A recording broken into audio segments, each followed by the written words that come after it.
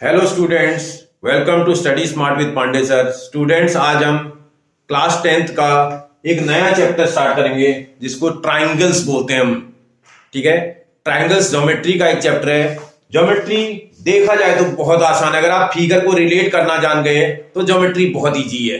आप कोशिश करें, मैं आपके साथ कोशिश करूंगा कि आपको अच्छे से समझा दिया जाए ताकि आप एक एक छोटी छोटी चीज को समझ जाएं। ठीक है, हमारे सिलेबस में जो सबसे पहला वर्ड आता है सिमिलर फिगर। आपने क्लास 9th में कॉन्ग्रुएंट फिगर्स पढ़े थे। कॉन्ग्रुएंट फिगर्स क्लास 9th में आप कॉन्ग्रुएंट फिगर्स पढ़ के आए हैं। भाई, कोई भी फिगर अगर कॉन्ग्रुएंट होता है, कॉन्ग्रुएंट होने की 5 कंडीशंस आपने क्लास 9th में पढ़ी थी। ठीक है, 5 कंडीशन में कोई भी ट्राइंगल कॉन्ग्रुएंट हो जाता है। ट्राइंगल की आपने पढ़ी थी, सिमिलरिटी भी हम अपने सिलेबस में ट्राइंगल की ही पढ़ेंगे। लेकिन कॉन्ग्रुएंट फिगर कौन से होते हैं? जो फिगर सेम इन शेप और सेम इन साइज होते हैं, जिनका शेप भी सेम होता है और साइज भी सेम होता है। फॉर एग्जांपल, माना एक ये सर्कल था, इसका रेडियस 5 सेंटीमीटर का है अगर, और एक दूसरा ये भी सर्कल के देखने में बिल्कुल वैसा ही है सर्कल, और इसका भी रेडियस अगर 5 सेंटीमीटर है।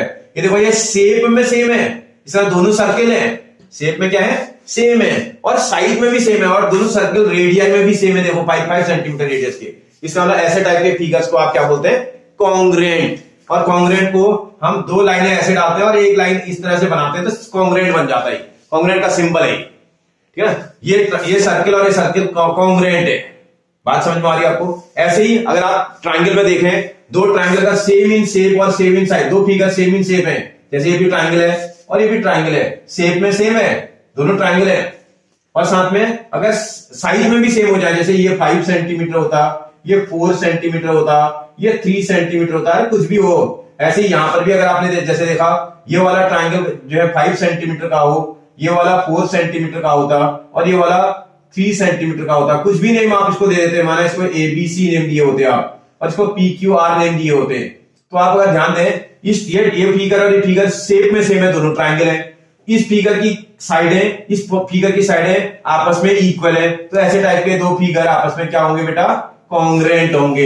ये ट्राइंगल इस ट्राइंगल के कॉन्ग्रुएंट है। आप समझे कॉन्ग्रुएंट क्या होता है? जो फिगर शेप में भी सेम होते हैं और साइज में भी सेम होते हैं, ऐसे फिगर्स को हम कॉन्ग्रुएंट फिगर बोलते हैं। और जो भी फिगर कॉन्ग्रुएंट होगा वो सिमिलर तो होगा ही होगा।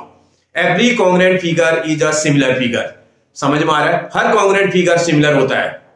ये बात आप अपने ब्रेन में फीड कर लो। मतलब 9th क्लास में पढ़ी हुई 5 प्रॉपर्टी जो आपकी ट्राइंगल की आपने पढ़ी थी, वो सभी फिगर जो कॉन्ग्रुएंट थे वो सिमिलर भी होंगे। इसके अलावा सिमिलरिटी में क्या कंडीशंस होती हैं जिसमें कोई फिगर सिमिलर होता है? कॉन्ग्रुएंट फिगर तो सिमिलर होता है, क्या सिमिलर फिगर भी कॉन्ग्रुएंट होगा? ये भी देखेंगे। पहले देखते हैं सिमिलरिटी होती क्या है। सिमिलर क्या होता है? जो फिगर शेप में सेम होते हैं, जैसे मैंने आपको बताया शेप में सेम। ये देखो, ये वाला आपके पास 5 सेंटीमीटर रेडियस का था, मैंने एक और सर्कल यहां बना दिया, इसका रेडियस माना मैं बोलूं कि 8 सेंटीमीटर या 7 सेंटीमीटर होता। ये 5 सेंटीमीटर रेडियस का था, ये 7 सेंटीमीटर रेडियस का है। इसका शेप तो सेम है लेकिन साइज अलग है, ये छोटा है ये बड़ा है, साइज में डिफरेंट है। जो शेप में सेम होते हैं बट साइज में डिफरेंट होते हैं, ऐसे टाइप के फिगर्स को हम सिमिलर फिगर बोलते हैं। ठीक है, आप समझ रहे हो मेरी बात? ये देखो, एक फिगर ये था, ट्राइंगल की सिमिलरिटी का भी कंडीशन अलग है। अभी देखते हैं भाई, एक फिगर ये है, एक फिगर ये, शेप में तो सेम है ये लेकिन साइज में डिफरेंट है। ये दोनों फिगर सिमिलर हो सकते हैं। सिमिलर होने के भी कुछ कंडीशन है, ठीक है ना। ये दोनों फिगर सिमिलर हो सकते हैं, ठीक है ना। ऐसे फिगर जो शेप में सेम होते हैं, साइज में डिफरेंट होते हैं, ऐसे फिगर्स को आप सिमिलर फिगर बोलते हैं। सिमिलर फिगर समझ में आ रहा है आपको? आप क्लियर है ना? ऐसे ही एक स्क्वायर लिया आपने, दूसरा भी स्क्वायर ले लिया। देखो, ये एक छोटा स्क्वायर लिया आपने और एक बड़ा स्क्वायर ले लिया आपने, और ये दोनों स्क्वायर भी आपस में सिमिलर होंगे। सिमिलर को ऐसे सिंबल से रिप्रेजेंट करते हैं, देखो सिमिलर का सिंबल है। तो इसका मतलब ये फिगर और ये फिगर आपस में सिमिलर है, क्योंकि ये शेप में सेम है, साइज में डिफरेंट है। शेप में सेम है, साइज में डिफरेंट है, शेप में सेम है, साइज में डिफरेंट है। तो ऐसे टाइप के फिगर, मतलब उसमें ये कोई जरूरी नहीं कि साइज भी सेम होना चाहिए। देखो मैंने ये लिखा भी है, shape in shape not necessary same size. वो कोई जरूरी नहीं कि सेम साइज के हो। सेम साइज के होंगे तब तो सिमिलर होंगे ही होंगे। सेम साइज के हो जाएंगे तो क्या हो जाएगा? फिगर कॉन्ग्रुएंट हो जाएगा। अगर कॉन्ग्रुएंट हो तो सिमिलर तो होगा ही होगा। बात समझ में आ रही ना आपको? मतलब सेम साइज वाले तो होंगे ही होंगे, ये कोई जरूरी नहीं कि साइज सेम ही होना चाहिए। सेम ना भी है तो भी ट्राइंगल सिमिलर हो सकते हैं। शेप अगर सेम है तो ट्राइंगल के तो फिगर के सिमिलर होने के चांसेस हैं। आप मेरी बात समझ रहे हैं ना? इसका मतलब अब ये सिमिलर, जैसे कोई भी फिगर के सिमिलर होने के लिए क्या क्या कंडीशनें होनी चाहिए। हमारे सिलेबस में ट्राइंगल की सिमिलरिटी है। आप सिमिलरिटी का मतलब समझ गए ना? जो शेप में सेम होते हैं बट साइज में डिफरेंट हो सकते हैं, ऐसे टाइप, साइज जरूरी नहीं कि सेम हो, ऐसे टाइप के फिगर्स को आप सिमिलर फिगर बोलते हैं। देखते हैं कौन कौन से फिगर किन किन केसों में हमारे सिलेबस में ट्राइंगल की सिमिलरिटी है, कब कब दो ट्राइंगल सिमिलर हो सकते हैं। केस नंबर फर्स्ट, जिसको आप एस एस एस सिमिलरिटी भी बोलते हैं। एस एस एस सिमिलरिटी ये क्या होती है भाई? आप जरा ध्यान से देखिएगा। एक ट्राइंगल ये है, दूसरा ट्राइंगल ये है आपके पास है। इस ट्राइंगल के साइड के नेम को आप ABC बोल देते हैं, इसके नेम को आप PQR बोलते हैं। अगर इस ट्राइंगल की साइड में कर लो, अगर माना इसकी साइड एक ये 3 सेंटीमीटर की है, ये वाली 4 सेंटीमीटर की है, ये वाली 6 सेंटीमीटर की है। इस वाली साइड को मैंने माना आपसे बोल दिया 9 सेंटीमीटर की है और 12 सेंटीमीटर की है, ये 18 सेंटीमीटर की है। कुछ ऐसा मैंने वो बना दिया भाई। अगर ट्राइंगल एसएस सिमिलरिटी का मतलब क्या है? इसका मतलब ट्राइंगल की मैं 1 मिनट साइड का रेशियो निकालता हूं, साइडों का रेशियो, इसकी साइड AB, इसकी साइड इसके साथ रेशियो निकालता हूं। कोई जरूरी नहीं PQ के साथ ही हो, किसी और के साथ भी आ सकता है। इसकी साइड का अगर मैं रेशियो निकालूं 6/18 और इसी को सॉल्व कर दोगे तो ये तो टेबल में 6 के ही आता है, 1/3 आ रहा है, 1/3। ऐसे अगला निकाल देते हैं BC का साइड का रेशियो, BC साइड का रेशियो, उसकी करस्पॉन्डिंग माना QR और थोड़ी देर के लिए QR साइड के साथ निकाल लेते हैं। BC की साइड है 3 सेंटीमीटर और QR की साइड है 9 सेंटीमीटर। इसको सॉल्व करें 1/3 ही आ रहा है, ये 1/3 आ रहा है। तीसरा वाला साइड का रेशियो भी निकाल लो। आपके AC, इसकी साइड का नेम है AC, उसकी साइड का नेम है PR। आप ध्यान से देखना बेटा, इस साइड का रेशियो मैंने इस साइड के साथ निकाल दिया, इस साइड का रेशियो मैंने इस साइड के साथ निकाल दिया, ये वाली साइड का रेशियो मैंने इस वाली साइड से निकाला है। मैं सिंबल भी बना दिया करता हूं क्योंकि मुझे देखने में आसानी होती है ना। ये एक जैसा क्रॉस लगाया है, मैं साइड को रिलेट कर दूंगा। AC का PR के साथ रिलेशन निकाल लेते हैं। AC की साइड है आपके पास 4, PR की साइड है आपके पास 12, सॉल्व कर दें तो ये वही 1/3 आ रहा है। इसका मतलब अगर आप थोड़ी ध्यान से शक्ल को देखें तो मुझे लगता है ये वाला और ये वाला शक्ल के देखने में सेम लग रहे हैं। अगर आप ध्यान दें तो शक्ल के देखने में सेम लग रहे हैं। अगर ये एक जैसे दिखाई दे रहे हैं तो कुछ ऐसा कंडीशन लग रहा है। इसका मतलब इस तरह AB/PQ is equal to BC/QR is equal to AC/PR। अगर किसी भी ट्राइंगल की 3 साइड्स का रेशियो, अब ये क्या है? रेशियो है बेटा। अगर किसी भी ट्राइंगल की 3 साइड्स का रेशियो दूसरे ट्राइंगल के 3 साइड रेशियो के इक्वल आता है तो ऐसे टाइप के ट्राइंगल्स को आप सिमिलर ट्राइंगल बोलते हैं और इस सिमिलरिटी को SSS सिमिलरिटी बोलते हैं। इसका मतलब therefore बाय SSS सिमिलरिटी, इस सिमिलरिटी के हिसाब से triangle ABC similar to triangle. अब आराम से मिलाना बेटा, ये मैच करते हुए लिखना है। इसमें 2 साइड अगर मैच हो रही है तो तीसरी मैच हो जाएगी। जैसे AB के साथ करस्पॉन्डिंग देखो कौन सा है? PQ है।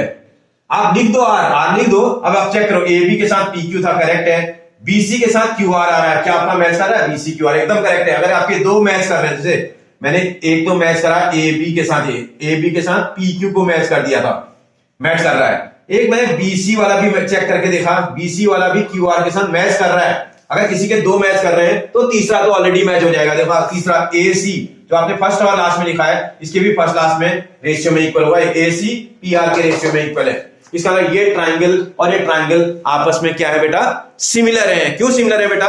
क्योंकि इनके करस्पॉन्डिंग साइड्स का जो रेशियो आ रहा है वो सेम आ रहा है। आप समझ लो, पहला प्रॉपर्टी है किसी भी ट्राइंगल के सिमिलर होने की first property side side side similarity बोलते हैं। इसमें ट्राइंगल की 3 साइड दूसरे वाले ट्राइंगल की 3 साइड के करस्पॉन्डिंगली रेशियो में इक्वल हो जाता है। रेशियो में, मैं बार बार बोल रहा हूं, रेशियो में।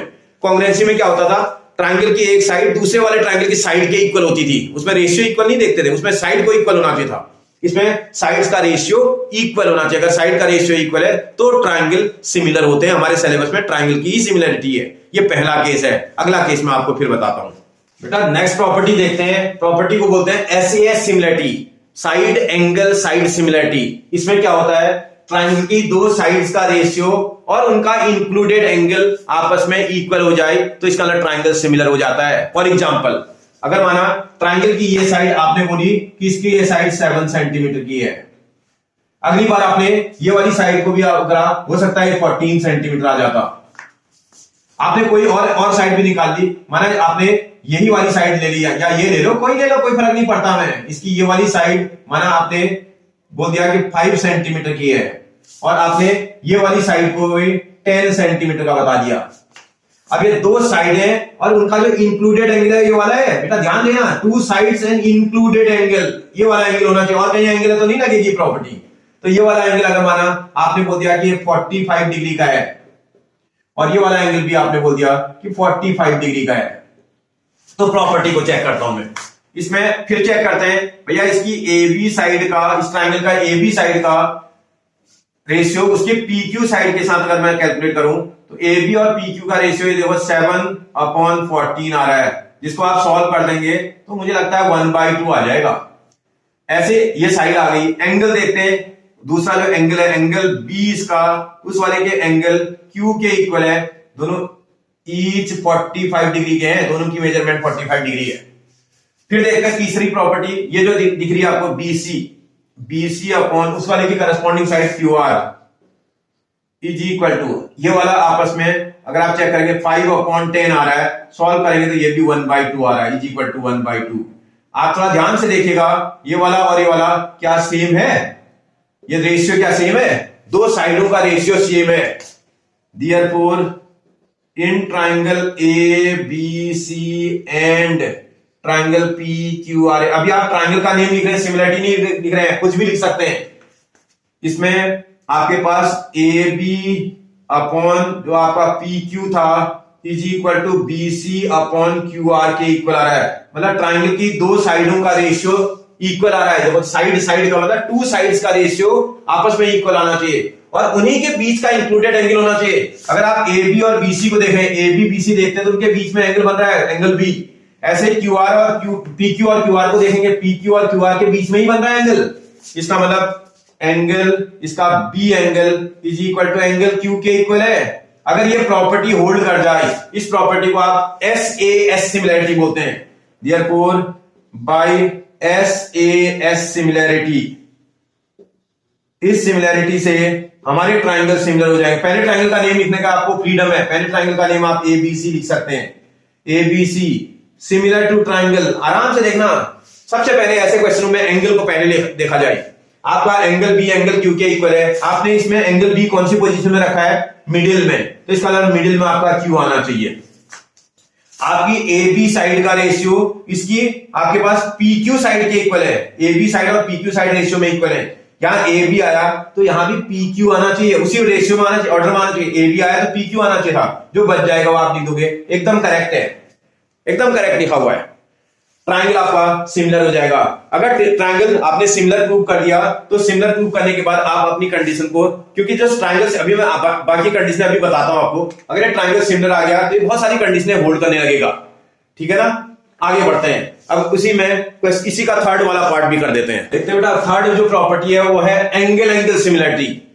भाई कोई भी ट्राइंगल का, किसी भी ट्राइंगल के 2 एंगल दूसरे वाले ट्राइंगल के 2 एंगल्स के इक्वल है तो ट्राइंगल सिमिलर होते हैं। अगर ट्राइंगल के 2 एंगल दूसरे ट्राइंगल के 2 एंगल्स के इक्वल तो ट्राइंगल सिमिलर होते हैं। तो इसका इफ आपके पास angle A is equal to, आप क्वेश्चन में देखो इसका angle A is equal to angle P के इक्वल आ रहा है। ये मैंने सेम सिंबल भी सेम लगाया, cross cross, angle A angle P के इक्वल आ रहा है। डबल लाइन इसमें डाली, डबल लाइन उधर डाली है, तो इसका इस वाले का एंगल B उस वाले के एंगल R के इक्वल आ रहा है। Angle B is equal to angle R। तो भैया किसी एक बात समझो पहले, इसको एंगल एंगल सिमिलरिटी क्यों बोलते हैं? इसको बोलने में कई बार ए सिमिलरिटी भी बोलता है। एंगल एंगल एंगल सिमिलरिटी, भाई किसी ट्राइंगल के 2 एंगल अगर आपस में इक्वल है तो उसका थर्ड तो इक्वल हो जाएगा। देखो मैं दिखाता हूं, माना इसका ये वाला एंगल 30 डिग्री का हो, ये वाला एंगल माना आपके पास 40 डिग्री का होता, भाई अगर ये 30 है तो ये भी तो 30 आएगा ये, और अगर ये 40 है तो ये भी तो 40 होना चाहिए। तो भैया ट्राइंगल की प्रॉपर्टी लगा दे तो ट्राइंगल का थर्ड एंगल निकाल सकते हो आप। Sum of all interior angles of a triangle is equal to 180 degree. This plus 30 plus 40 is equal to 180। इसका मतलब इनको सॉल्व करना और वहां शिफ्ट कर देना, तो angle C is equal to कितना हो जाएगा भाई, 30 40 70 आता है, 180 minus 70 is equal to 110 degree आ जाएगा। यही प्रॉपर्टी इस वाले में लगा दोगे तो भैया angle Q plus 30 plus 40 degree equal to भी तो 180 आएगा, वो भी तो ट्राइंगल के इंटीरियर एंगल है। इनको ऐड करके आप शिफ्ट कर दोगे तो angle Q is equal to 180 degree minus 70 degree, और सॉल्व करने पर 110 डिग्री आ जाएगा। कहने का मतलब इसीलिए वो इसको शॉर्ट रूट में एंगल सिमिलरिटी बोलते हैं, क्योंकि दो एंगल अगर इक्वल है तो थर्ड तो उनका इक्वल होगा ही होगा। ये देखो सामने करके दिखा दिया, अगर किसी ट्राइंगल के 2 एंगल इक्वल है तो उनका थर्ड एंगल तो इक्वल होगा ही होगा, इसलिए इसको एंगल सिमिलरिटी बोलते हैं शॉर्ट रूट में। लेकिन अब आप ध्यान रखिएगा, किसी भी ट्राइंगल के 2 एंगल दूसरे ट्राइंगल के 2 एंगल के इक्वल आ जाए, ये देखो इसका ये एंगल इस एंगल के इक्वल, ये एंगल इस एंगल के इक्वल, तो इसको इसका देयरफॉर बाय ए सिमिलरिटी लग सकती थी इसमें। बाय ए सिमिलरिटी आपके पास ट्राइंगल, फर्स्ट ट्राइंगल का मैंने बोला था आपसे कुछ भी नेम लिख सकते हैं आप, कोई बोले मैं फर्स्ट ट्राइंगल का नेम ए बी सी लिख देता हूं, सिमिलर टू ट्राइंगल। अब अगले ट्राइंगल का नेम वो बोले मैं पी क्यू आर लिख दूंगा, तो रॉन्ग हो गया बेटा। ये सिमिलरिटी पर आपको ध्यान देना है, बस सिर्फ लिखते समय अगर आपने ध्यान थोड़ा कंसंट्रेट होकर के काम कर दिया तो आपका काम हो जाएगा। मैच करते हुए लिखना है, मतलब जल्दबाजी में नहीं लिख देना है कुछ भी। आप फर्स्ट ट्राइंगल का नेम आप कुछ भी लिख सकते हैं, कोई बोले मैं एबीसी नहीं लिखूंगा सर एसीबी लिखूंगा, फर्स्ट ट्राइंगल के लिए आपको फ्रीडम है। फर्स्ट ट्राइंगल का नेम आप अपनी मर्जी से लिख सकते हो, सेकंड ट्राइंगल का मैच करते हुए लिखोगे। कैसे मैच करेंगे भाई, ये देखो दूसरे ट्राइंगल में जब लिखेंगे इसका ए पॉइंट का एंगल इसके पी पॉइंट एंगल के इक्वल, एक ही पोजीशन कहां है बेटा, फर्स्ट में, तो पी कहां आएगा बेटा, फर्स्ट में। इसका बी एंगल इसके आर एंगल के इक्वल, इसमें बी कहां है बेटा, मिडिल में। यहां मिडिल में क्या आएगा बेटा, आर आएगा, जो बच जाएगा वो लास्ट में आएगा। क्या बच गया बेटा उसका, क्यू। ये नहीं कि आपके वहां पी क्यू आर लिख देंगे, ऐसे कुछ भी नहीं लिख देंगे। सिमिलरिटी आपको बहुत सोच समझ के लिखनी है, मैं वही इसीलिए आपको थोड़ा चेंज करके बता दिया, नहीं तो मैं एबीसी पी क्यू आर ही लिख देता। आप सोचते हो हर बार ऐसा ही होता है, शायद ऐसा नहीं है। सिमिलरिटी और कॉन्ग्रुएंसी को बड़े ध्यान से लिखना है, आपको मैचिंग पार्ट मिलाते हुए लिखना है। बात समझ में आ रही है आपको, दो अगर आपके पार्ट मिल जाएंगे तो तीसरा मिलाने की जरूरत नहीं, तीसरा ऑलरेडी मिल जाएगा आपका। हर बार आपको 2 पार्ट्स को मैच करते हुए लिखना है, ठीक है बेटा। अब हम बहुत चीजें वो निकल आया हमारे पास, काफी चीजें हम सीख गए। अगर ट्राइंगल सिमिलर है, देखो अगर ट्राइंगल सिमिलर है वो 3 कंडीशन होल्ड करता है। आपने माना बोला इस वाले केस से ट्राइंगल सिमिलर आ गया आपका। अब ये ट्राइंगल अगर सिमिलर है, अगर ये सिमिलर है तो सिमिलर ट्राइंगल की करस्पॉन्डिंग साइड का रेशियो इक्वल होता है। इसका मतलब ए बी अपॉन, यहां देख लेना पी क्यू मत लिखना, पी आर होगा। इसी को देख करके लिखेंगे, फर्स्ट टू का रेशियो, सेकंड टू आपके पास जो बी सी दिखाई दे रहा है उसका रेशियो यहां आर क्यू या क्यू आर, कुछ आगे पीछे आप कर तो चलेगा ही, इज इक्वल टू, अगर फर्स्ट क्लास देखेंगे ए सी दिखाई दे रहा है, रेशियो इसका पी क्यू रेशियो के साथ इक्वल होगा। ये अगर ये ट्राइंगल सिमिलर है तो ये वाली प्रॉपर्टी को होल्ड करेगा। अगर ये ट्राइंगल सिमिलर है उसकी टू करस्पॉन्डिंग साइड का रेशियो कोई भी ले लो आप, कोई बोले मैं तो sir A B upon P Q लेता हूं, इज इक्वल टू, कोई ले लो, कोई बोले फर्स्ट क्लास लेते हैं, ए सी अपॉन वहां से पी क्यू लेते हैं, इनका रेशियो और इनका इंक्लूडेड एंगल। अब ए बी और ए सी देखो कौन सा है, ए बी ये है और ए सी है। आप देखो ए बी है ए सी है, उनके इंक्लूडेड एंगल कौन सा आ रहा है, ए वाला। तो इसका मतलब इसका ए वाला एंगल इसके पी वाले एंगल के इक्वल होना चाहिए। Angle A is equal to angle P, ये भी होल्ड करेगा। ये अगर ट्राइंगल सिमिलर है तो ये प्रॉपर्टी को भी होल्ड करेगा, ये प्रॉपर्टी को होल्ड करेगा। हर चीज में देख लो आप, अगर ये वाली प्रॉपर्टी होल्ड कर रही है तो ये वाली भी होल्ड करेगी। अगर ट्राइंगल के अगर ये प्रॉपर्टी होल्ड कर रही है तो ट्राइंगल सिमिलर होगा। सिमिलर ट्राइंगल तो इक्विएंगुलर भी होता है, इसको इक्विएंगुलर बोलते हैं। 3 एंगल इसके इक्वल होते हैं, उसको सिमिलर, वो सिमिलर है। अगर सिमिलर है तो उसके 3 के 3 एंगल इक्वल होंगे। बात समझ में आ रही है आपको, उल्टा भी चलेगा, मतलब हर डायरेक्शन चलेगा। जैसे आगे अगर साइडों का रेशियो इक्वल दिखा दिया तो इनके करस्पॉन्डिंग एंगल भी इक्वल होंगे। अब आप करस्पॉन्डिंग एंगल ढूंढ लोगे, जैसे ए बी और पी आर बोल रहा है, ए बी ये है, पी आर ये है आपके पास ये वाला, और ऐसे ही बीसी आप बोल रहे हैं ए बी और इसके साथ BC, A B B C बोला तो एंगल बी आपका इक्वल हो जाएगा। आप समझ रहे हो, उनके बीच का एंगल इक्वल हो जाएगा। मैच करते हुए लिखेंगे तो अगर ट्राइंगल सिमिलर है तो उसके वो इक्विएंगुलर भी होगा, उसकी करस्पॉन्डिंग साइड का रेशियो भी इक्वल होगा, उसकी 2 करस्पॉन्डिंग साइड और इंक्लूडेड एंगल भी आपस में इक्वल होगा। 2 करस्पॉन्डिंग साइड का रेशियो और इंक्लूडेड एंगल भी इक्वल होगा। बात समझ रहे हो मेरी। तो आपको थोड़ा सिमिलरिटी की कंडीशंस अगर आपकी समझ में आ रही है तो आप बहुत आसानी से पूरा चैप्टर बना डालेंगे, क्योंकि चैप्टर में दम नहीं है। आपको बेसिक चीजों को समझना है। ट्राइंगल सिमिलर की सारा खेल इसमें सिमिलरिटी लिखने का है, और ये अगर करेक्ट लिख दिया आपने तो आप सारा रेशियो भी सीख लिख देंगे, सब कुछ सही आ जाएगा आपका, कोई दिक्कत नहीं होगी। ठीक है बेटा, समझ आ रहा है आपको? ओके, देखते हैं बेटा, इसी में थ्योरम आती है बेसिक प्रोपोर्शनलिटी थ्योरम, इसी को थेल्स थ्योरम भी बोलते हैं। बेसिक प्रोपोर्शनलिटी थ्योरम या थेल्स थ्योरम, इसको शॉर्ट फॉर्म में बीपीटी बोलते हैं। तो जरा देखते हैं क्या होती है। If a line is drawn parallel to one side of a triangle to intersect the other side in distinct points, then the other two sides are divided in the same ratio. थोड़ा इसको question को समझने जरा, figure बना करके समझने जरा। भाई अगर आप देखें एक फिगर है ऐसा, एक ट्राइंगल की बात कर रहा है, ये ट्राइंगल है, कुछ भी नाम लिख देना इसका, एबीसी ट्राइंगल आपका ये। इस एबीसी ट्राइंगल में ये बोल रहा है if a line drawn parallel to one side, एक कोई लाइन है जो किसी लाइन के पैरेलल ड्रॉ कर रहे हैं आप, माना आपने एक लाइन ड्रॉ कर दी जो बीसी के पैरेलल है, कोई बोले मैं तो एसी के पैरेलल डालूंगा तो उसको ऐसे डालना पड़ेगा, कोई बोलेगा मैं एबी के पैरेलल डालूंगा तो उसको ऐसे डालना पड़ेगा। हमें फिगर सामने से देखने के लिए बनाना है, तो इसमें मैं इसके पैरेलल डालता हूं, एक लाइन इसके पैरेलल में इसको ड्रॉ कर देता हूं। ये देखो मैंने ड्रॉ किया, है लाइन जो है कुछ भी नाम लिख दे दिया इसको, एबीसी तक था, डी और ई नेम दे दिया।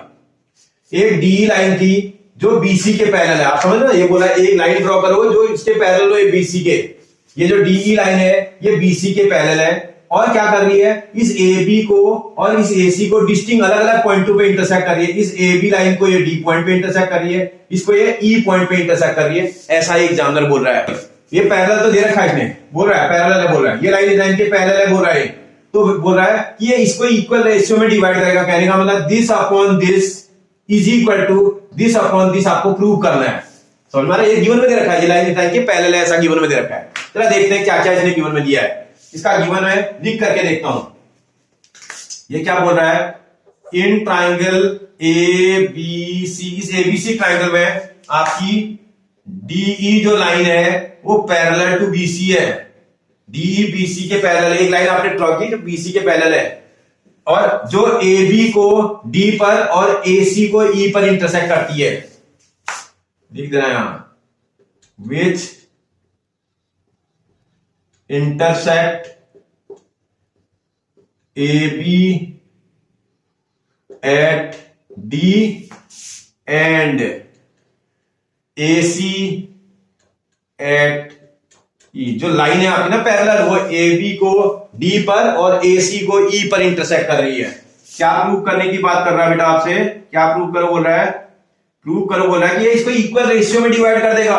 इसका मतलब ये D पॉइंट के ऊपर और D पॉइंट के नीचे वाला रेशियो, D पॉइंट के ऊपर वाले को AD बोलेंगे, D पॉइंट के नीचे वाले को BD बोलेंगे। आपको लिखने में तो कोई दिक्कत नहीं बेटा ना, ये D पॉइंट के ऊपर और D पॉइंट का नीचे, ऊपर वाला AD है, नीचे वाला DB है, BD DB एक ही बात है। ऐसे E पॉइंट के ऊपर वाला ratio AE upon E point के नीचे वाला रेशियो EC, ये आपस में इक्वल होगा, ऐसा प्रूव करना है। समझ में आ रहा है? अब जब भी प्रूव करते हैं कंस्ट्रक्शन की जरूरत पड़ेगी। क्या कंस्ट्रक्शन करना पड़ेगा बेटा, इसमें समझना पड़ेगा।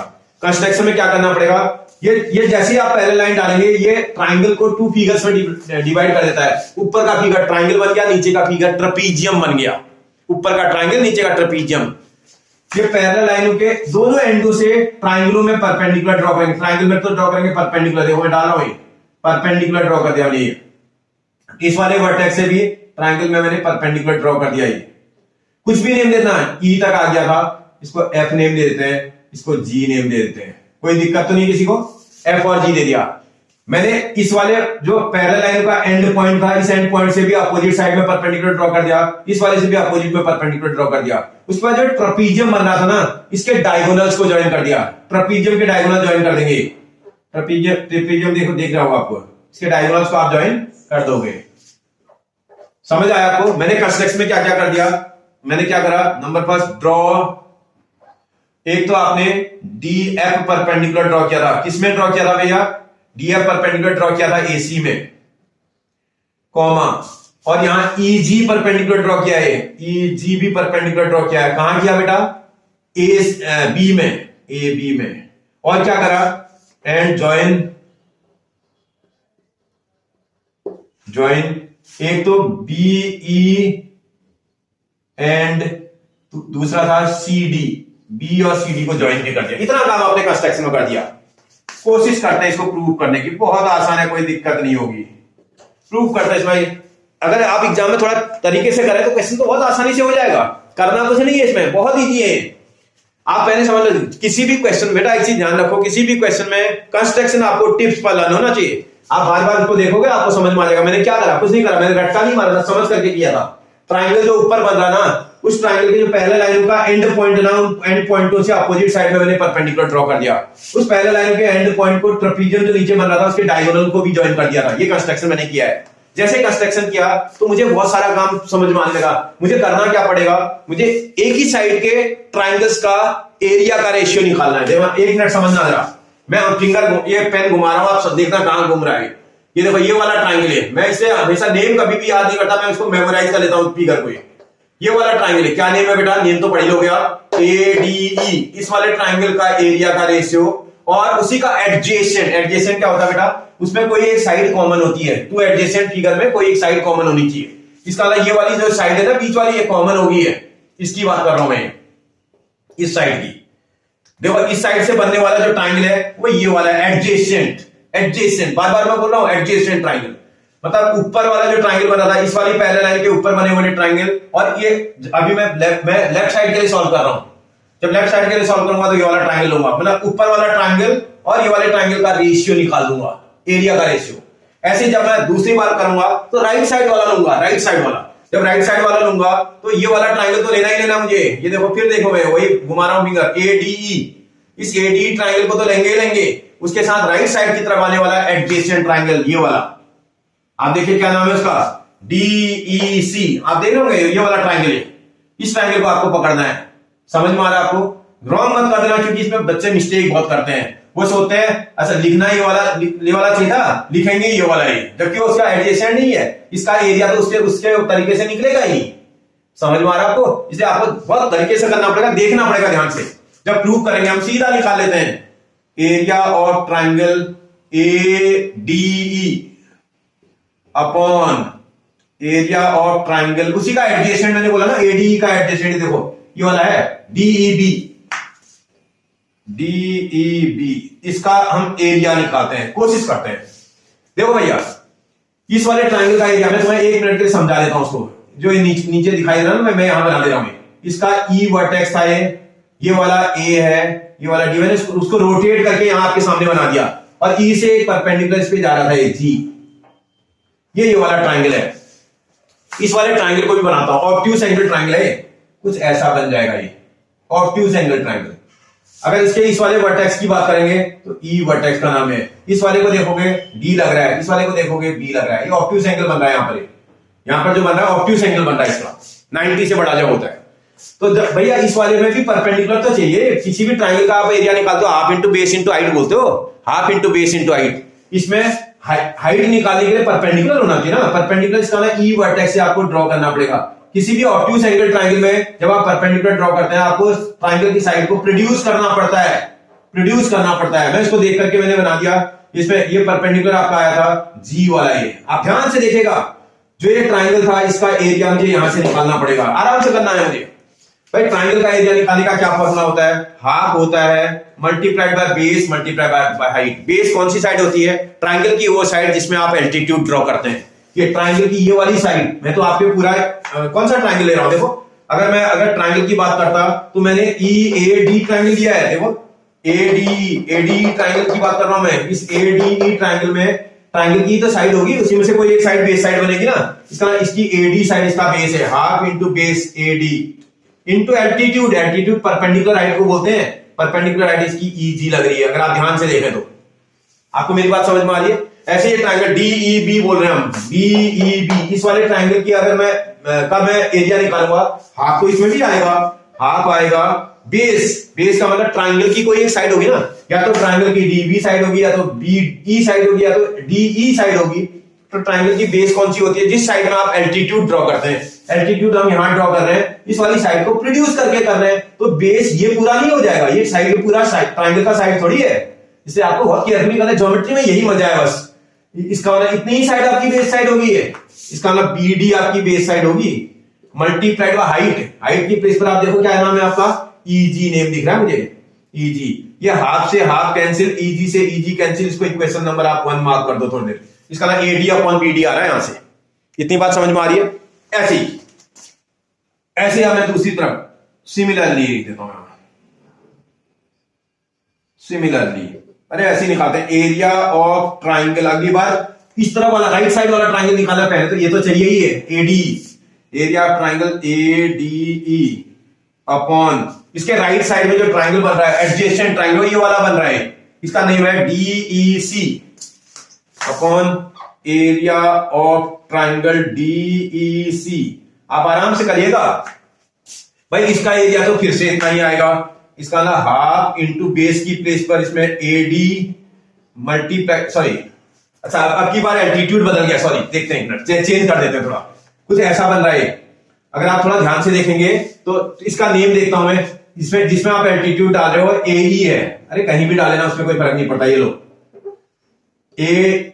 एडीई ट्राइंगल था आपका, फिर देख लो इसके आप वर्टेक्स डी से एल्टीट्यूड डाल रहे हैं, डी वर्टेक्स यहाँ है, जिससे एल्टीट्यूड डाल रहे हो डी वर्टेक्स है, डी यहां लिख दो, ई यहां लिख दो, ए यहां लिख दो, कोई फर्क नहीं पड़ता है। अब जब आप डी से परपेंडिकुलर डाल रहे हैं तो परपेंडिकुलर का नेम आप देख रहे होगे डी एफ लग रहा है मुझे, आप ध्यान से देखिएगा।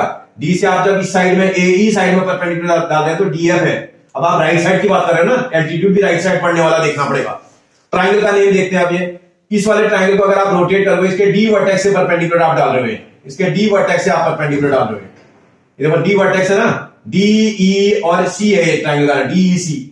इस डीईसी ट्राइंगल में परपेंडिकुलर आप जब डाल रहे हैं तो डीएफ डाल रहे हैं, देखो डीएफ परपेंडिकुलर ड्रॉ किया है मैंने, अलग फिगर बना दिया आपके लिए, आपको समझ में आ जाए। ये वाले ट्राइंगल की बात कर रहा हूं मैं, इस वाले ट्राइंगल में हम एल्टीट्यूड ड्रॉ कर रहे हैं। अब इसका अगर मैं एरिया निकालने के लिए बोलूं हाफ इंटू बेस, बेस की प्लेस पर क्या नेम है बेटा इसका base AE multiplied by height क्या है इसकी हाइट का क्या नेम है एल्टीट्यूड, जिसको बोलते हैं आप डीएफ है, अपॉन अगले वाले का निकालो हाफ इंटू उस वाले का बेस कितना है बेटा ईसी है। अगर आप ध्यान से उसके बेस को देखेंगे तो ईसी नजर आ रहा होगा बेस, मल्टीप्लाइड बाय हाइट, उसमें हाइट कितनी है डीएफ, इसके डीएफ से डीएफ कैंसिल, इसके हाफ से हाफ कैंसिल। ये इक्वेशन नंबर 2 आ गई आपकी, छोड़ दो इसको यहीं।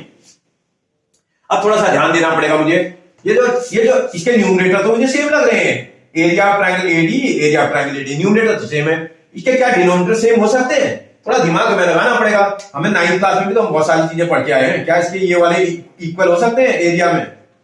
ये दो ट्रायंगल किसी प्रॉपर्टी की हेल्प से आप इक्वल कर सकते हो।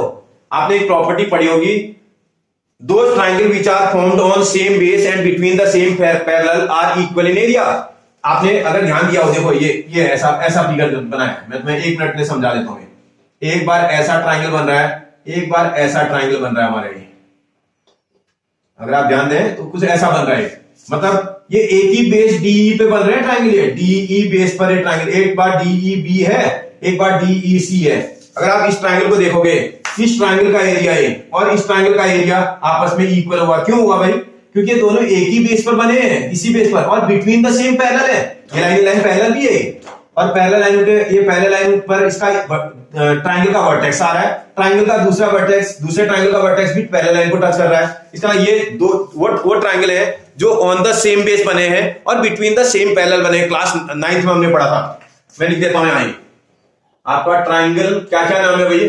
अच्छे से देख लेना, ऊपर मिला लेना, डीईबी है, डीईबी एंड ट्रायंगल दूसरा देखोगे डीईसी लग रहा है, डीईसी आर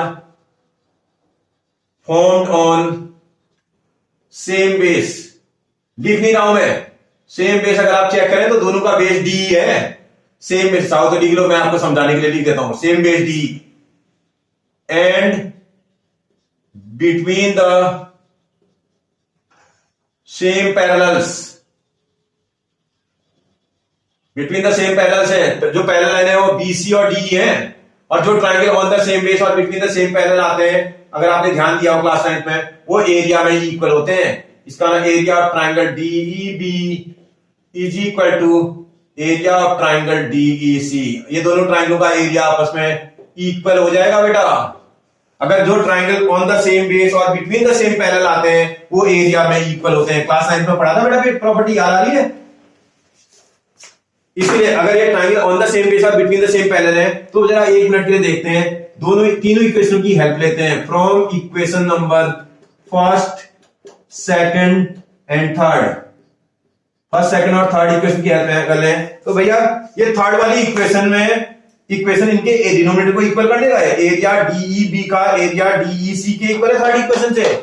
इसका ये दोनों डिनोमिनेटर वाले एरिया इक्वल है, न्यूमरेटर पहले से इक्वल है, तो इसका ये वाली साइड इक्वल होगी ना, इसकी लेफ्ट वाली साइड इक्वल है। किसी भी ट्रायंगल की लेफ्ट साइड इक्वल है तो उसकी राइट साइड भी क्या होनी चाहिए भाई, आपस में इक्वल होना चाहिए, ठीक है ना। इसका मतलब दिया फ्रॉम इक्वेशन नंबर दिस, ये पार्ट आप प्रूव कर देंगे। इसका मतलब एडी अपॉन डीबी या बीडी एक ही बात है बेटा, कोई फर्क नहीं पड़ता है। एबी अपॉन डीबी या एबी अपॉन बीडी कुछ भी लिख दो, कोई फर्क नहीं पड़ता है। बीडी लिख दो आप, बीडी आपके पास दिखाई दे रहा है, टू में भी बीडी दिख रहा है मुझे। इज इक्वल टू आपका एई अपॉन ईसी आ जाएगा, एई अपॉन ईसी। यही आपको प्रूव करना, अगर आप मैच करेंगे तो मिल जाएगा आपको। देखो आपके पास AD upon BD is equal to AE upon EC, कोई परेशानी, आप बहुत आराम से कर दोगे। अरे हमारे सिलेबस में एक ही तो थ्योरम बची है, एक ही थ्योरम बची है, मोस्ट इंपोर्टेंट है, कहने की जरूरत नहीं है आपको, बहुत इंपोर्टेंट थ्योरम, क्योंकि हमारे सिलेबस में थ्योरम बची ही नहीं है, अकेली थ्योरम बची है। खाली सर्किल चैप्टर में 2 थ्योरम और 1 थ्योरम, ये 3 थ्योरम बची है आपके पास सिलेबस में खाली, ठीक है ना।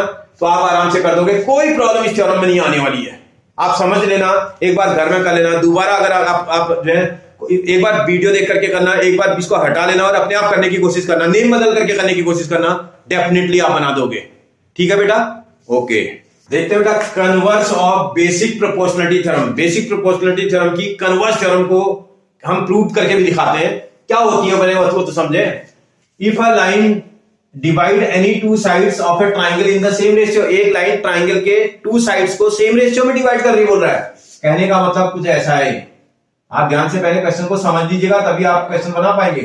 एक ट्राइंगल था एबीसी, इसकी कोई लाइन डीई थी, ये डीई लाइन है, ये डी लाइन इसको सेम रेशियो में डिवाइड करती बोला, गिवन में बोल रहा है इन ट्राइंगल एबीसी, इस एबीसी ट्राइंगल में ऐसा ही एग्जाम्पल बोल रहा है AD upon DB is equal to AE upon EC, ऐसा एग्जाम्पल बोल रहा है। अगर कोई लाइन ट्राइंगल की साइड को सेम रेशियो में, मतलब this upon this is equal to this upon this में अगर डिवाइड कर दे तो प्रूव करके दिखाओ कि लाइन ही लाइन के पैरेलल होगी। आपसे प्रूव करने के लिए बोल रहा है, टू प्रूव, बोला है the third then the line parallel to the third line, तब ऐसी कंडीशन में ये वाली लाइन इस थर्ड लाइन के पैरेलल होगी। इसका मतलब प्रूव करना है आपको कि डीई पैरेलल टू बीसी होगी, ठीक है बेटा। प्रूव करते हैं, एक मिनट, इसके कंस्ट्रक्शन को इसी के प्रूफ में लिखा जाएगा, क्योंकि कंट्राडिक्टरी कंडीशन प्रूव करके हम दिखाएंगे कि हाँ ये लाइन पैरेलल इसी के होगी। ये एग्जामिनर आपसे प्रूव करने के लिए बोला है कि ये लाइन इस लाइन के पैरेलल होगी। मैं थोड़ा कंस्ट्रक्शन करता हूं, कंस्ट्रक्शन में एक काम करता हूं, एक नई लाइन थ्रू करता हूं, कुछ भी नाम देना इसको, डी एफ लिख दिया हमने। हम बोल रहे हैं कि डीई बीसी, ये डी बीसी के पैरेलल होगी बोल रहा है। हम बोल रहे हैं कि इफ आपकी DE is not parallel to BC, इसको नॉट पैरेलल बोलते हैं या नहीं, अरे लिख लो यार, DE is not parallel to BC. अगर डीई बीसी के पैरेलल नहीं है देन ड्रॉ अ लाइन, आपके पास डी एफ, आपने एक लाइन ड्रॉ की थी, new line D F draw की पैरेलल टू बीसी। आपने एक नई लाइन ड्रॉ कर दी डी एफ जो बीसी के पैरेलल है। डी एफ किसके पैरेलल होगी बोल रहा बीसी के पैरेलल, मतलब आपने बोला कि ये वाली लाइन इसके पैरेलल है, ये वाली नहीं है, ठीक है। कोई बात नहीं, आगे बढ़ते हैं। जब आप प्रूव करना शुरू करेंगे तो भैया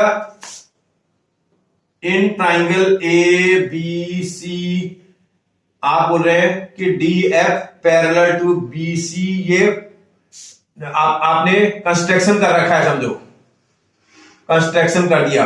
अगर ऐसा हो तो इसमें बीपीटी नहीं कर सकती क्या, therefore by BPT, basic proportionality theorem क्या बोलती है, अगर ये लाइन इस लाइन के पैरेलल है तो उसके अदर साइड्स को इक्वल रेशियो में डिवाइड करते ना, यही तो बीपीटी है।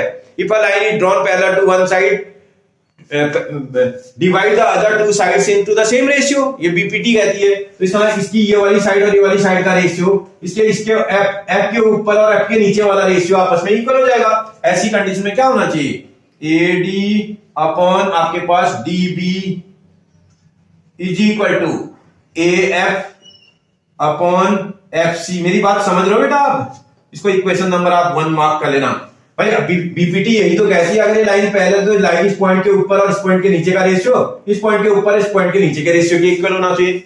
ये बीपीटी में बोला गया है। बट अगर आप थोड़ा ध्यान दें, ये तो आपको गिवन में भी तो दे रखा है, AD upon DB is equal to AE upon EC। Equation number इसको सेकंड बोल दो, जो कि गिवन में दिया हुआ है भैया। अगर हम इक्वेशन नंबर फर्स्ट और सेकंड को देखें तो from equation number first and second, first और सेकंड इक्वेशन को अगर हम ध्यान दें तो इनकी तो लेफ्ट हैंड साइड सेम लग रही मुझे, AD upon DB AD upon DB। अगर किन्हीं की लेफ्ट हैंड साइड इक्वल होती है उसके राइट भी क्या होनी चाहिए बेटा? आपस में इक्वल होना चाहिए। इसका ये दोनों भी तो इक्वल होने चाहिए।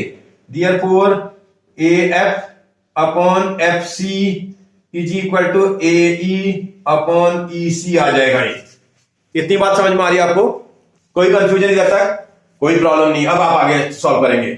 आगे जब सॉल्व करेंगे तो एक काम करता हूं, इसमें 1 1 ऐड कर देता हूं both side. Adding 1 on both side, दोनों साइड 1 ऐड कर देते हैं। करेक्ट करो बेटा। ये आ जाएगा AF upon FC plus 1 is equal to AE upon EC plus 1। थोड़ा आराम से सॉल्व कर लेना। अगर आप सॉल्व करेंगे एलसीएम मेथड से सॉल्व करना पड़ेगा। इनका एलसीएम लोगे तो FC एलसीएम आएगा इसका, ये FC। तो इसका वाला यहां तो आ जाएगा AF प्लस, अगर FC से वो करेंगे तो एलसीएम लेने पर ये प्लस FC हो जाएगा इज इक्वल टू, वहां भी एलसीएम ले लो, वहां EC एलसीएम आ रहा है। अगर आप ध्यान दे तो EC एलसीएम आ रहा है राइट साइड में।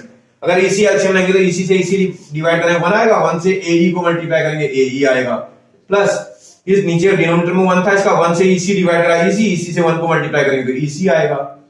तो फिगर की शक्ल देखते हैं फ्रॉम फिगर। भैया फिगर देखना ध्यान से।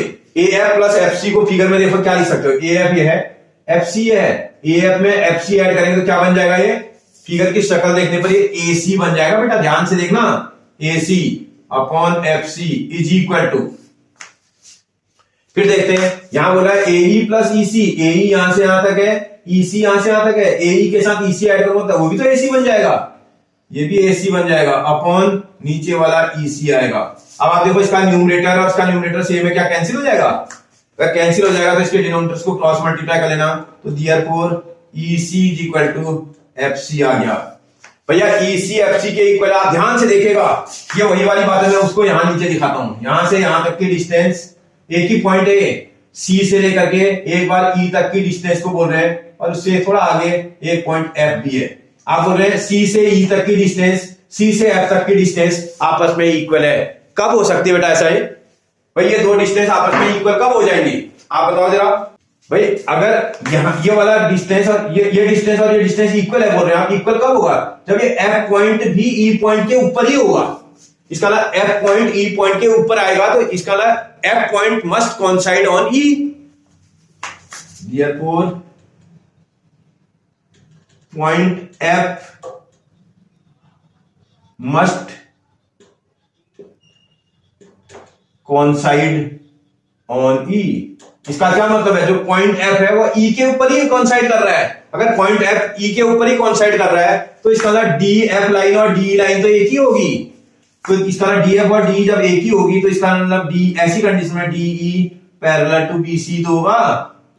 आप बात समझ रहे हो ना? ऐसी कंडीशन में D जो DF लाइन है और DE लाइन वो सेम होगी, क्योंकि F पॉइंट तो E पॉइंट के ऊपर कोइंसाइड है। जब F पॉइंट E पर आएगा तो DE और DF एक ही है, और ऐसी कंडीशन में अगर DF DE एक ही है तो DE ही BC के पैरेलल होगी।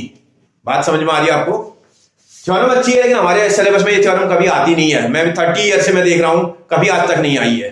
तो इसका मतलब वो तो बहुत कई बार आ गई है, ये कभी आती नहीं है। तो इसका मतलब इसको आपको, इसका ये स्टेटमेंट आपको लर्न करके रखना है, क्योंकि न्यूमेरिकल करने में जो क्वेश्चंस करेंगे उसमें जरूरत पड़ेगी। ठीक है? और ये भी आपको लिखना नहीं होता, हमारे यहाँ तो ये थ्योरम है ना, नाम से ही आती है। पूरे थ्योरम का स्टेटमेंट आपको लर्न नहीं करना पड़ रहा है।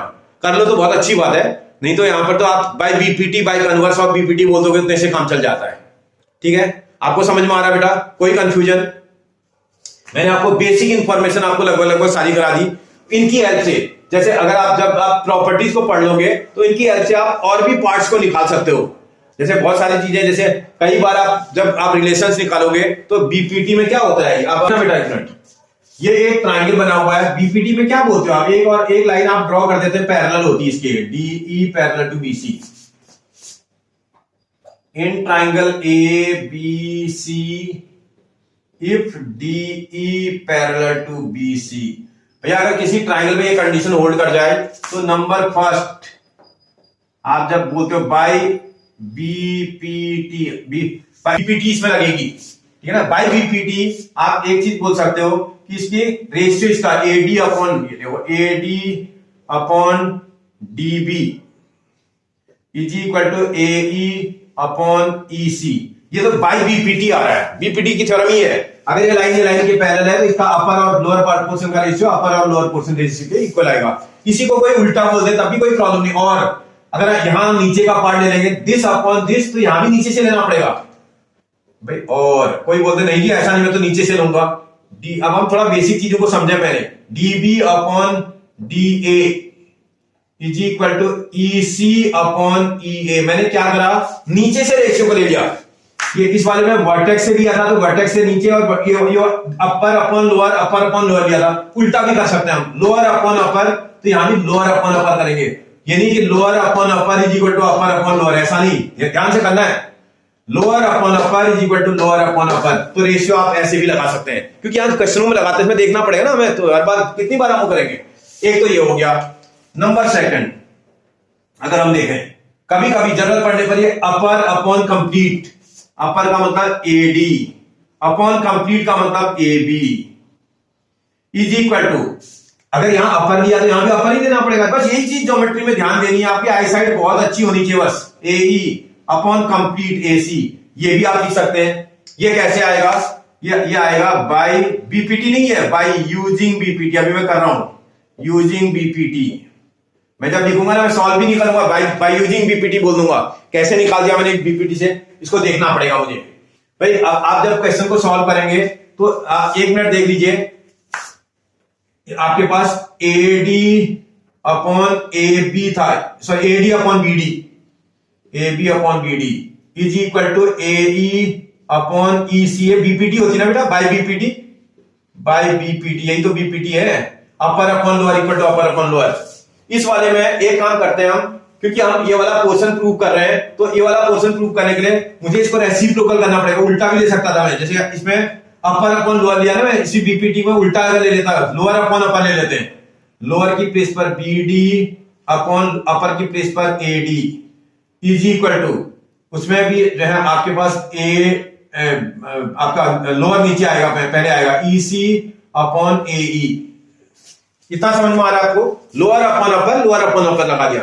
मैं इसमें 1 ऐड कर देता हूं बेटा, जरा देखना, BD upon AD plus 1 is equal to EC upon AE plus 1। मैंने 1 बोथ साइड ऐड कर दिया। जब मैं 1 ऐड करूंगा तो एलसीएम मुझे लेना पड़ेगा, एलसीएम मेरा एडी आ जाएगा, ये आ जाएगा BD plus AD is equal to, यहां भी एलसीएम ले लेंगे तो एई एलसीएम हो जाएगा बेटा, इसका एई एलसीएम आएगा तो यहां ईसी आएगा, प्लस इस वाले में तो एई आ जाएगा। फिगर की थोड़ी शक्ल देखनी पड़ेगी आपको, बीडी प्लस एडी, देखो बीडी है एडी है, बी इतने में ये ऐड करेंगे तो ये पूरा बन जाएगा ना, ये ए बी बन जाएगा, अपॉन नीचे आ जाएगा एडी इज इक्वल टू, ऐसे इसमें भी देखो ईसी प्लस एसी, ईसी था ए है, ईसी में अगर आप ए ऐड कर देंगे ये पूरा एसी बन जाएगा बेटा, पूरा एसी बन जाएगा अपॉन एई। इसी को मैं रिवर्स कर दूं, अगर देखो इसको उल्टा कर दूं तो इसका ये AD upon A B is equal to AE upon AC. देखो मैंने वही प्रूव कर रखा, देखो चेक करो, AD upon A B is equal to AE upon EC से मैच कर रहा है। इसका मतलब क्या हुआ, ये इसमें हम बीपीटी का यूज कर रहे हैं। हम हर बार क्वेश्चन में इतना सॉल्व थोड़ी करेंगे, मैं सीधा लिखूंगा क्योंकि हमें पता है। देखो दो चीजें समझ लो, by BPT, by using BPT. Using BPT मैंने बीपीटी के रिलेशन में कुछ करा, आपने 1 ऐड करके निकाला, इसका मतलब अब आप डायरेक्ट समझने लगे धीरे धीरे। इसका upper upon complete is equal to upper upon complete by using BPT हो जाएगा। इसका उल्टा भी तो हो सकता था, और उल्टा करें, अगर ये पूरा वाला पहले लें और छोटा वाला पार्ट बाद में लें एडी इज इक्वल टू, ऐसे यहां भी पूरा पार्ट पहले लें एसी, छोटा वाला पार्ट बाद में लें एई। कहने का मतलब ए बी का मतलब complete upon upper, upper upon complete is equal to upper upon complete भी होता है, complete upon upper, complete upon upper भी होगा रिलेशन। तो आपको ध्यान रखना है क्वेश्चन में कौन सा रिलेशन आप लगा रहे हो वो आपको चेक करना है। धीरे धीरे हमें समझ में आने लगेगा, जब एक दो क्वेश्चन हम करेंगे तो हम समझने लगेंगे। ऐसे अब ये दूसरा भी तो पार्ट आता होगा, तीसरा पार्ट भी आएगा इसमें।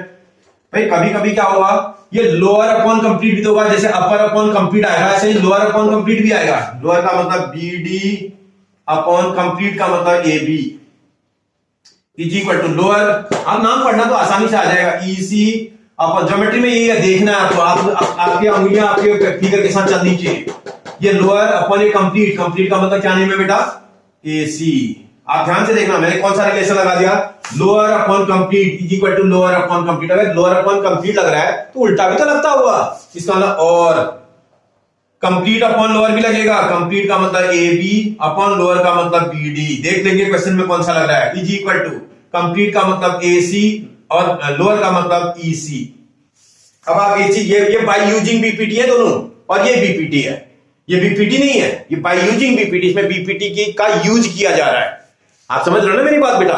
एक मिनट फिर देख लो आप यहाँ, मतलब अब ये बहुत सारे रिलेशन, अगर ये लाइन, मतलब कहने का मतलब जब भी ये लाइन के पैरेलल होगी, if this line is parallel to this line then this hold these three relations, ये तीन रिलेशन होल्ड करेगा।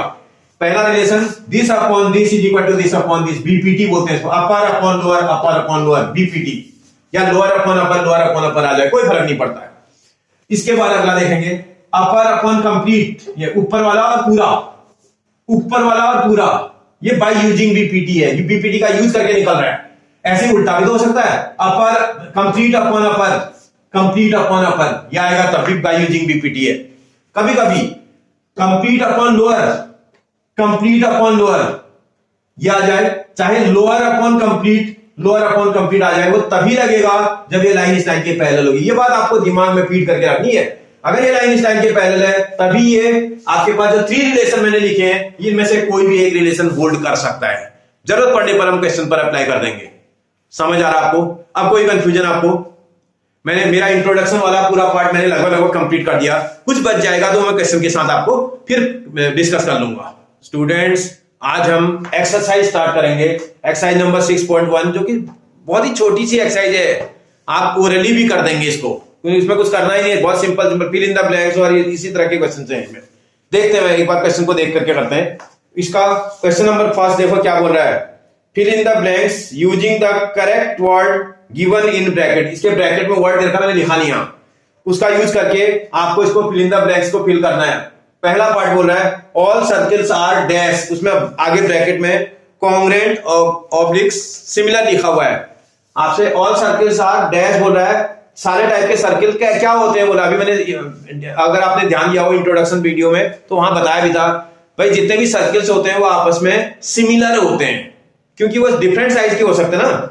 इससे all the circles are of same radius नहीं बोल रहा है यहाँ पर, अगर सेम रेडियस बोल देता तो मैं कॉन्ग्रुएंट वर्ड यूज करता।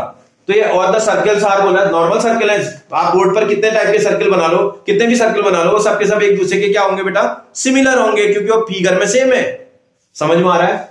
फिर बोल रहा है ऑल स्क्वायर्स आर, अगर स्क्वायर को आप देखें, स्क्वायर का ईच एंगल 90 होता है बेटा, आप कितने भी टाइप के स्क्वायर बना लो वो सबके सब क्या होंगे बेटा, सिमिलर होंगे। आप देखो मैं बना के दिखा देता हूं आपको, डिफरेंट शेप के आप स्क्वायर बना दोगे तो शेप भी तो सेम है उनका, साइज डिफरेंट है ना। अगर सेम शेप के हैं तो ऐसे टाइप के फिगर्स को हम सिमिलर फिगर बोलते हैं। ये भी स्क्वायर है, ये भी स्क्वायर है, ये भी स्क्वायर है, शेप में सेम है लेकिन साइज में डिफरेंट है, तो ऐसे टाइप के फिगर्स को हम सिमिलर फिगर बोलते हैं। इस तरह फिल करने के लिए बोल रहा है तो यहां भर दोगे सिमिलर, यहां भी सिमिलर भर दोगे। समझ में आ रहा है? फिर आगे अगला क्वेश्चन बोल रहा है, question number next, all dash triangles are similar. भाई आइसोसेलेस और इक्विलेटरल, क्योंकि इक्विलेटरल भरना पड़ेगा, क्योंकि इक्विलेटरल ट्राइंगल क्या होता है बेटा, इक्विएंगुलर होता है। जो फिगर इक्विएंगुलर होते हैं वही तो सिमिलर होते हैं। भाई कोई भी फिगर सिमिलर थोड़ी हो जाएगा। इसका ना ए बी सी इक्विलेटरल बोल रहा है, इसका ये एंगल भी 60 होगा। इक्विलेटरल के सारे एंगल क्या होते हैं बेटा, 60 डिग्री। इसका ये एंगल भी 60 होगा। अगर ये भी इक्विलेटरल ट्राइंगल, कितना ही बड़ा हो छोटा हो उससे मतलब नहीं, इसका 60 डिग्री, इसका ये वाला एंगल भी 60 डिग्री, इसका ये वाला एंगल भी 60 डिग्री, तो ट्राइंगल आपस में क्या होंगे बेटा, ये सिमिलर होंगे, क्योंकि इक्वी एंगुलर है, इसमें ए सिमिलरिटी लग रही है, एंगल एंगल सिमिलरिटी। तो उसकी हेल्प से ये ट्राइंगल और ये ट्राइंगल सिमिलर होगा। तो आपसे पूछ रहा है ऑल डैश ट्राइंगल, तो इक्विलेटरल भरना है आपको, equilateral, all equilateral triangles are similar. Equilateral और आइसोसेलेस दो टाइप के ट्राइंगल्स ने लिखे हैं। फिर आगे बोल रहा है all polygons of same number of sides are similar. कब सिमिलर होगा? Number first, if their corresponding sides are dash and their corresponding sides are, आगे बोला इक्वल और प्रोपोर्शनल। तो इफ जो है ये देखिएगा, if their corresponding side angles are, यहां आपको भरना है इक्वल भरना पड़ेगा, and the corresponding sides are proportional. पहले वाले में इक्वल फिल करना पड़ेगा, बाद वाले में प्रोपोर्शनल फिल करना पड़ेगा, आप कर दोगे। क्वेश्चन नंबर नेक्स्ट बोलता है, एक मिनट देखते हैं क्वेश्चन नंबर नेक्स्ट क्या बोल रहा है। देखते हैं इसका सेकंड क्वेश्चन क्या कह रहा है आपसे। सेकंड क्वेश्चन में बोल रहा है give the different example of pair of similar figure. पहला पार्ट बोल रहा है सिमिलर फिगर, सिमिलर फिगर। अगर आप सिमिलर फिगर की बात करने लगे, एक मिनट के लिए एग्जांपल देने की बात कर रहा है भैया। हमारा जो बोर्ड है ना, ये व्हाइट बोर्ड, और जो है हमारे अगर जिस जहां क्लासरूम में हम बैठते हैं उस पर टेबल लगा होता है, टेबल और चेयर, तो जो उसमें डेस्क लगी होती है, उस डेस्क का टॉप अगर आप चेक करो तो कैसा होता है बेटा, सिमिलर है। अब एक मिनट के लिए ये एनसीईआरटी की बुक देखो आप, ये एनसीईआरटी बुक और हमारा व्हाइट बोर्ड दोनों कैसे है बेटा, सिमिलर है, क्योंकि ये भी रेक्टेंगल है और ये भी रेक्टेंगल है शेप में देखने में। आप बोलोगे क्यूबॉइड है, मैं तो आपको फ्रंट पोर्शन दिखा रहा हूं बेटा। फ्रंट पोर्शन के देखने से ये भी एक रेक्टेंगल लग रहा है और ये भी एक रेक्टेंगल लग रहा है, और ये दोनों रेक्टेंगल शेप में सेम है, तो इसका कैसे होंगे बेटा, सिमिलर। समझ में आ रहा? मैं वीडियो बना रहा हूं मोबाइल से, तो मोबाइल का जो फ्रंट फेस है और अगर मैं इस बुक का फेस को पूछूं आपसे, तो ये भी तो सिमिलर है, वो भी रेक्टेंगल होता है मोबाइल भी, और ये भी रेक्टेंगल है, तो इसका क्या होना चाहिए बेटा, सिमिलर होना चाहिए। बात समझ में आ रही है? ऐसे हजारों एग्जांपल आप दे दोगे, ठीक है ना। हमारे जो डोर का एंट्रेंस में जो डोर बना होता है वो भी रेक्टेंगल होता है, समझ में आ रहा है। और अगर आप जो है किसी बुक, अपनी कॉपी को, नोटबुक निकाल लो, आप उस नोटबुक को चेक करो, वो भी आपके पास रेक्टेंगल होता है, लेकिन दोनों शेप में डिफरेंट है, इसका नाम कैसे है, सिमिलर। जिनके जो फिगर शेप में सेम दिख रहे होंगे वो फिगर क्या होंगे बेटा, सिमिलर होंगे। समझ में आ रहा है? फिर बोला नॉन सिमिलर। नॉन सिमिलर में तो बहुत एग्जाम्पल दे सकते हो आप। आपका मोबाइल अगर आप देखें और ये पेन को देख लो आप, ये देखो सिमिलर है क्या, ये आपके क्यूबॉइडल शेप में बनी हुई है, वो आपके सामने से देखने से रेक्टेंगल लगती है, नॉन सिमिलर है। आप अपने उसमें जहां आप टेबल में बैठे हो उसको देख लो, टेबल का जो टॉप होता है उसको देख लो, और साथ में कोई भी एग्जांपल, बल्ब देख लो आप, आपके रूम में एक बल्ब लगा हुआ, जो बल्ब की शक्ल होती है और आपके टेबल के टॉप की शक्ल एक जैसी है क्या, नहीं है, डिफरेंट है। इसका वो दोनों एक दूसरे के सिमिलर नहीं है, नॉन सिमिलर फिगर है। मतलब डिफरेंट काइंड ऑफ फिगर्स को आप दिखा दोगे तो वो नॉन सिमिलर हो जाएंगे। ऐसे एक स्क्वायर है, एक रेक्टेंगल है, क्या सिमिलर होंगे, नहीं होंगे। एक सर्किल है और एक पेंटागन है, क्या सिमिलर होंगे, नहीं होंगे। समझ में आ रहा है? आप नॉन सिमिलर के तो 50 एग्जाम्पल दे देंगे, ठीक है ना। सिमिलर के भी आप लाखों एग्जाम्पल दे सकते हैं, ठीक है बेटा, हो जाएगा आपसे। फिर आगे बोलता है state whether the following quadrilaterals are similar और नॉट। दो क्वाड्रिलेटरल यहां बना रखे हैं आपको, अगर आप थोड़ा ध्यान से देखें, मैं आपको दिखा देता हूं जिससे आपको समझ में भी आ जाए। अगर आप एक क्वाड्रिलेटरल को देखोगे तो कुछ ऐसा दिख रहा है, एक क्वाड्रिलेटरल कुछ शक्ल के देखने में ऐसा नजर आ रहा है। इसका नेम ये PQRS बोल रहा है, PQRS। आप बुक में आपके दिख रहा होगा, इसमें सबकी साइड इसकी 1.5 सेंटीमीटर की है, 1.5 सेंटीमीटर, ये भी 1.5 सेंटीमीटर, ये भी 1.5 सेंटीमीटर, ये भी 1.5 सेंटीमीटर। और एक फिगर और सामने बना रखा है, वो ऐसा नजर आ रहा है मुझे। अगर आप फिगर को ध्यान दें तो इसके हर एंगल पर 90 डिग्री मेंशन्ड है, दिख रहा है मुझे, और इसकी सब साइडें भी 3 है, सारी साइडें भी 3 सेंटीमीटर की है, 3 सेंटीमीटर, ये भी 3 सेंटीमीटर, ये भी 3 सेंटीमीटर, ये भी 3 सेंटीमीटर। क्या पूछा है तुमसे? बोला state whether the following quadrilateral are similar और नॉट। ये क्वाड्रेटर क्या सिमिलर होंगे पूछ रहा है। अगर ये क्वाड्रेटर का भी ईच एंगल 90 दिया होता ना, मैं सिमिलर बोल देता, क्योंकि ये फिगर और ये फिगर शक्ल के देखने से सेम लगने लगते। अभी मुझे देखने से ये फिगर मुझे आपको भी लग रहा होगा रोम्बस लग रहा होगा। भाई ऐसा फिगर जिसकी ऑल साइड इक्वल होती है उस फिगर को क्या बोलते हो आप? रोम्बस। और ऐसा फिगर जिसकी ऑल साइड इक्वल होती है और ईच एंगल 90 होता है उस फिगर को आप क्या बोलते हो बेटा? स्क्वायर बोलते हैं। इसका मतलब वो वाला फिगर एक स्क्वायर फिगर है, ये वाला फिगर एक रोम्बस वाला फिगर है। तो ये सिमिलर कैसे हो सकते हैं? दो डिफरेंट काइंड ऑफ फिगर्स हैं। समझ में आ रहा है? Two different kind of figures are non similar. बात समझ में आ रही है आपको मेरी? स्टूडेंट्स, अगर आपको इंट्रोडक्शन और एक्सरसाइज नंबर 1 पसंद आई हो तो प्लीज वीडियो को सब्सक्राइब कर दो, शेयर कर दो और लाइक कर दीजिए, और अपने फ्रेंड्स को जरूर बता दीजिए ताकि उससे उनका भी फायदा हो जाए और मेरा भी मोटिवेशन बढ़ जाए। थैंक यू बेटा।